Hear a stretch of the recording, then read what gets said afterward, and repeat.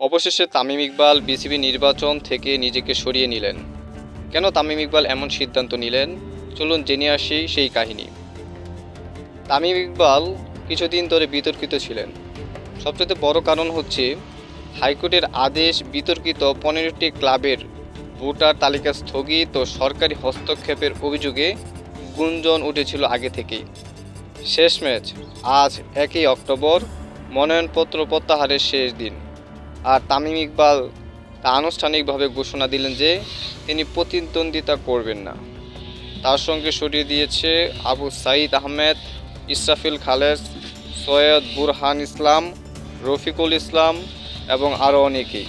আপনারা আরেকটা জিনিস খেয়াল করবেন যে তামিম ইকবাল সাম্প্রতিক সময় বিএনপির সাথে একটা সমঝোতা করছে, যার ফলে ক্রিকেটের মধ্যে ইতিবাচক দিক নির্দেশিত হয়েছে, যেটা ক্রিকেটের মধ্যে অন্তত গ্রহণযোগ্য নয়। যার কারণে এই 15টি ক্লাবকে নিষিদ্ধ করেছে আইসিসি অর্থাৎ cricket board, BCB.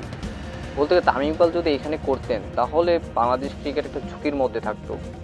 Tamim Iqbal বিসিবির নির্বাচনের মধ্যে লড়ছে না। আপনি এটাকে কিভাবে দেখছেন?